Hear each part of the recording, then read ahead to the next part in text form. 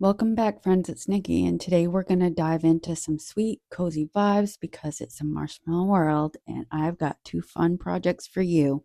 Starting with marshmallows, I'm kicking off things with some Model Magic foam clay to make our marshmallows.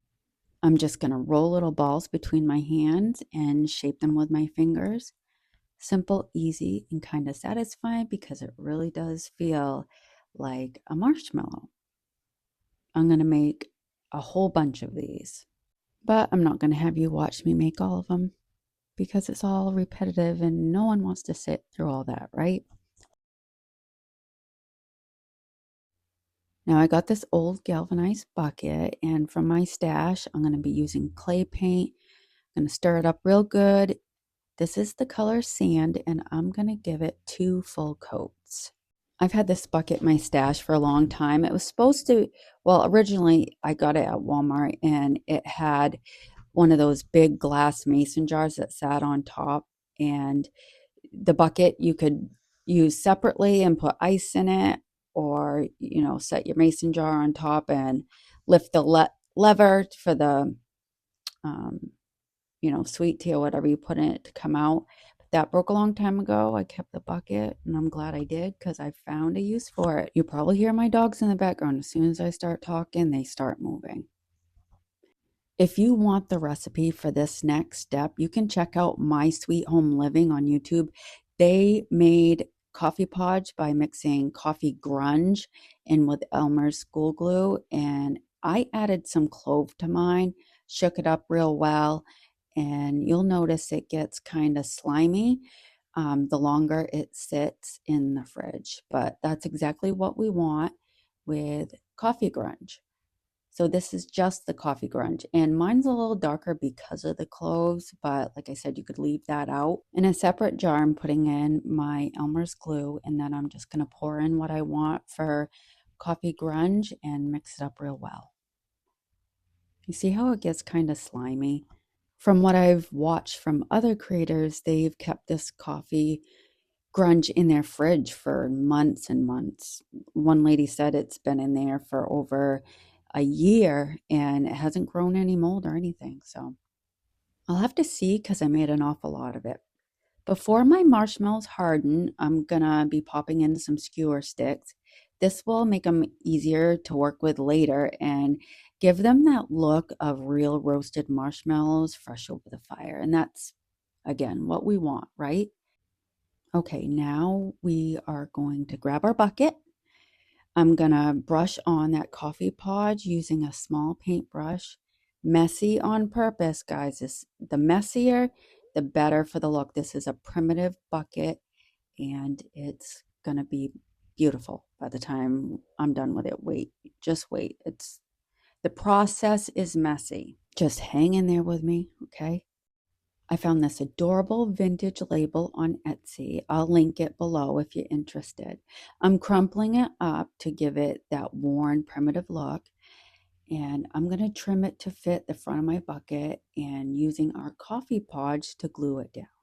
These vintage buckets are popular and they are very expensive. In fact, I had one years ago with my ex-husband, and when I left a lot of things behind. And as I'm making this now, I'm thinking, this is one thing I wish I would have taken. But at that point, nothing mattered. But I'm glad I'm able to make one today. And when I make something, it's that much more special because it's mine and I created it. Okay, as I said before, this project is supposed to be messy. It's primitive. So if this is not your style, you might want to skip ahead to the second project or skip out of my channel. And I'm not saying that in a sarcastic way, but if you don't like messy, I don't want to I don't want you to be here and be, I guess, disappointed is what I'm trying to say.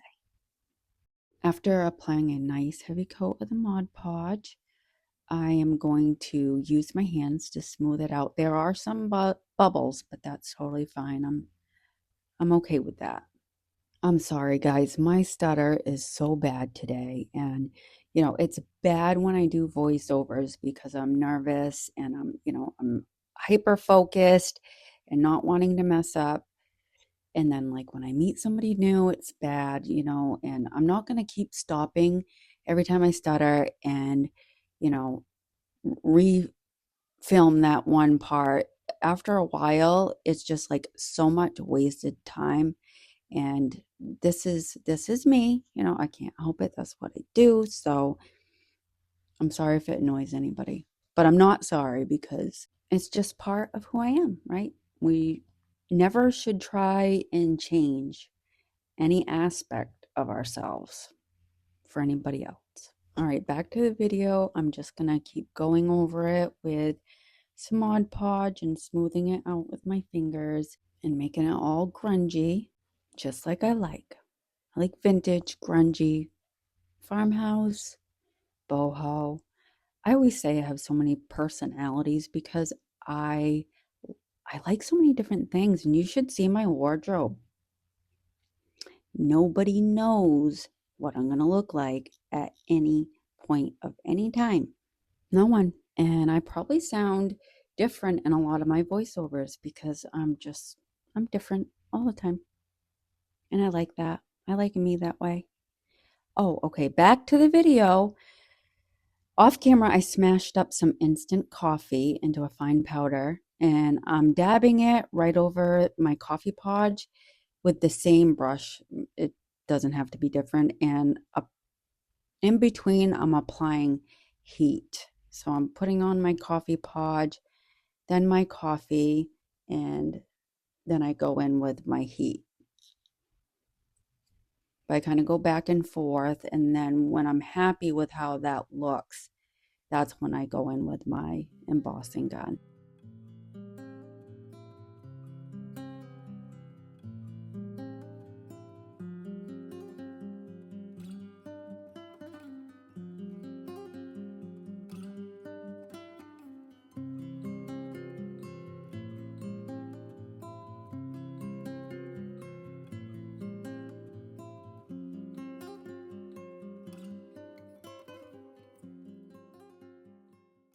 I just wanted to sneak this footage in here real quick. It is not sticky.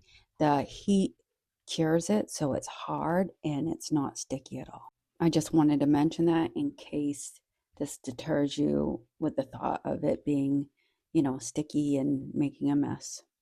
Okay, so I can't stand the thought of not having something on the back just in case I have it setting on a table. I want, an image on both sides.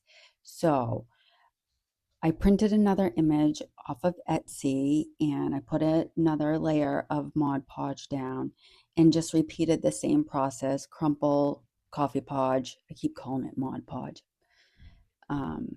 ground coffee, and then going in with my embossing gun.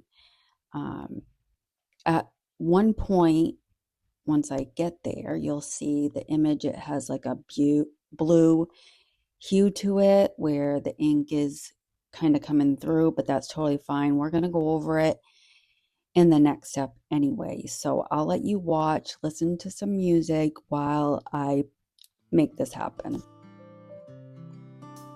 I'll make sure to put the link in the description box for this image. I think it came with 4 or 5 different images in case anybody might want that.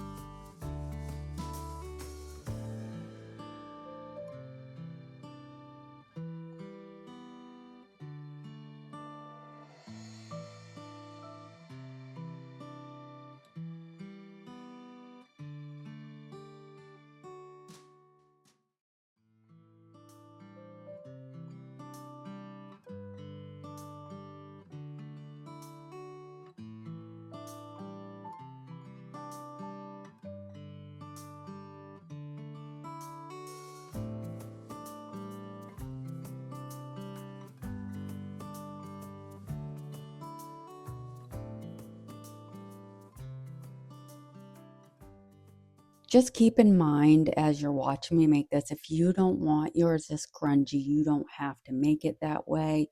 You can totally dim it down and, maybe just doing some antique wax or something on it, and that way you can have a little more control over how much you put on. With the coffee grunge, I mean, you do have control, but at the same time, I think you know what I'm trying to say. Just do whatever your heart desires. Okay, let's get back to our marshmallows. Everyone knows when you're roasting a marshmallow that the rims, the top and bottom rims, brown up first. So we're going to put our coffee podge down just like we did with the bucket. Then we're going to put our ground coffee on top of that. And we're going to go back and forth quite a few times. This is the part of the project that I thought was really fun. Because when I roast marshmallows for myself, I slow roast them. That way the inside is like nice and goopy. And then I get it real hot in the fire and let the outside get, all browned up, almost burnt. And so this for me was satisfying. It's really weird because I could almost smell marshmallows as I was doing this. Totally, psychological, but it was really fun. If you don't want to do this whole project for yourself, maybe this part would be fun to do with kids as long as they're, old enough so they're not going to try and eat it. Next, I'm going to brush the coffee podge all over my whole marshmallow and just make sure to get the bottom as well.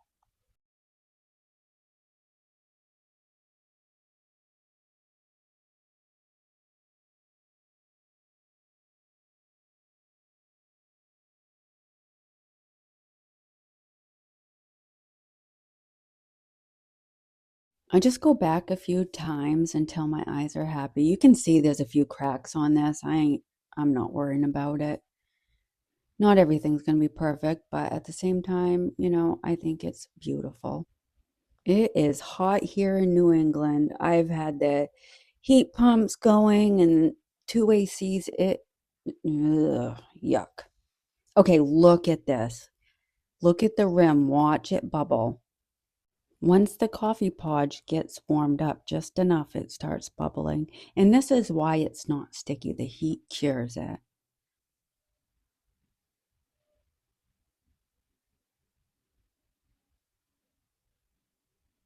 See, isn't that cool? Oh my gosh. Totally brings out the little kid in me. I think this is fun. I do go back and forth a few times, you'll see. Please comment down below and let me know if you would do anything like this or if you like this project.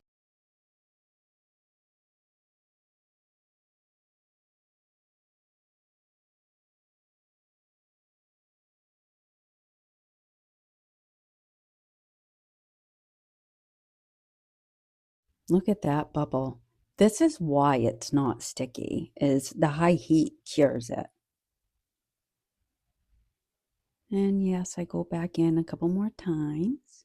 I had to leave one more in there because this one was the best bubble.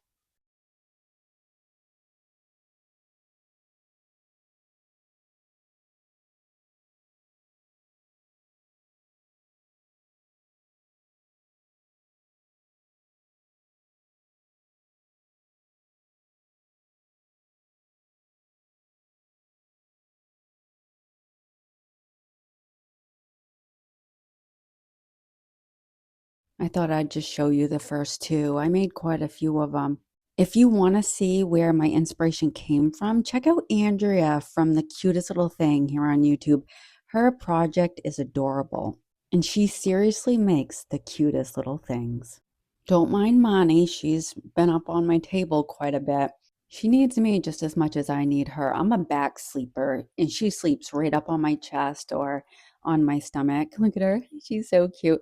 She helps with my anxiety so much. So my candlestick doesn't really have a flat surface because of the rim, which makes it tricky to glue it securely to my base. To fix that, I'm adding a cork right into the center of the candlestick. This gives me a nice flat surface to work with. I'm using both E6000 and hot glue. I'm sure, as most people in the crafting world know, E6000 is for the long-lasting hold, permanent hold, and the hot glue is to grab onto it instantly and keep it in place while the E6000 cures. It really is a perfect combo when you're needing something quick and strong. All right, I'm going to glue that right down. Guys, this rechargeable hot glue gun is dangerous. I have a Gorilla hot glue gun and this one as well. I kind of go back and forth, but woo, that'll burn the skin right off your fingers. Did I sound like a New Englander right there? Because I think I did. Okay, I'm gonna assemble this with some assorted goodies. You can decorate this however you'd like. You could probably just put some florals in there, maybe some greenery, coffee pods, or maybe just s'mores ingredients. That would look cute. I added odds and ends and then placed my marshmallows on top. I did put in some floral foam and just stuck my marshmallows down in that. And off camera, I added more coffee podge and coffee to tone down that label. You'll see it in the final shot. It looks so much better now. I'm going to tell you guys a story right now. So, since starting my YouTube channel, I've created so many different projects. Some of them I can sell, some I've used to decorate, and honestly, some I just set aside, not really sure what to do with them. And then one day I looked around and realized our home is filled with store-bought pieces, things I thought were pretty, but things I had no real real connection to. And I couldn't help but think how much more would I love our home if it was surrounded by pieces I've made with my own two hands. So, not just mass produced items from across the world, but things that actually tell my story. So I told my husband, hey, maybe it's time we give these walls a fresh coat of paint and really start making this house feel like ours. The best part is my husband actually paints homes for a living, so he was in his element. He's already knocked out the kitchen, the living room, and he's working his way through the rest of the house. And now I've started decorating with the projects that truly mean something to me, the ones I've poured my heart and creativity into. Walking through the door, now I can feel the difference. It's not just a house filled with pretty things, it's a house filled with love, with memories, and with the pieces that reflect who we are. It's made our home feel even more like home. So I thought I would share that with you. But this is the final result to this. I absolutely love it, and I hope you do too. Okay, I thought it'd be fun to make some faux s'mores. So I grabbed some polymer clay and warmed it up in my hands, and then I shaped it into some crackers. This stuff, I love clay, don't get me wrong, but I don't like polymer clay. It takes forever to warm up in my hands. It's not easy to roll out and it kind of sticks to everything. But I have so much of it, I know I need to use it, so um, I thought it'd be a good idea to use them for the crackers at least. So I'm just trying to shape it now into a cracker. I end up taking out my putty knife and that seemed to work pretty good. I'm just going to speed this up a little bit.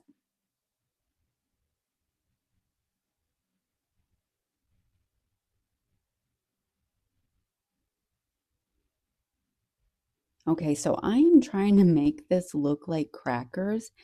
I kind of feel like they look like little domino pieces, but hey, they came out super cute in the end. So you can see I'm using my nail daughter, and you could use whatever you want to make the lines, but I have this scalpel. I'm not going to tell you how I got it, but I do have a stash of them and they work great for just about anything. Now that I'm looking at it, those clay pieces, honestly, they're giving me total finger vibes right now. Like, I might need to circle back to this for Halloween because these would make the perfect creepy detail, don't you think? I'm just gonna skip forward and use my nail dotting tool to try and make the side of my cracker look more like the side of a cracker. And off camera, I baked them in the oven at 225 for 20 minutes so they'd harden up. I'm going to take out my Daz air dry clay to make little marshmallows. I rolled 2 into balls and then shaped them into squares so they look more like the flat square marshmallows you can buy. I don't know if you've ever seen them, but they're the ones that fit perfectly inside the cracker. Again, my putty knife is my assistant. I'll just let you watch this part.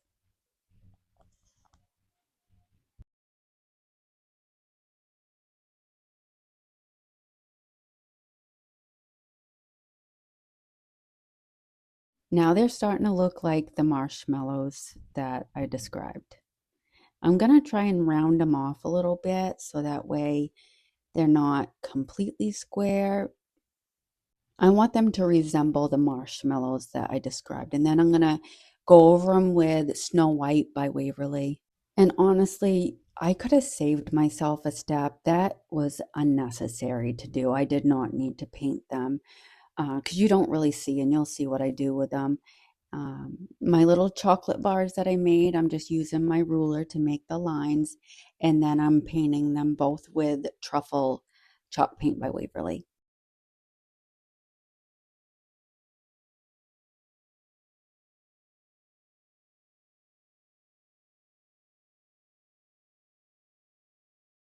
Next, to create the illusion of my chocolate bar and my marshmallow as well, looking like they're ready for s'mores, I use puff paint on both. The puff paint adds that soft, gooey texture, like the marshmallow just started to melt and the chocolate bar is about to get perfectly messy. It's a simple trick, but it really brings them to life, I think. Because I showed it to my sister afterward and she's like really looking at it. She wasn't sure if it was real or not.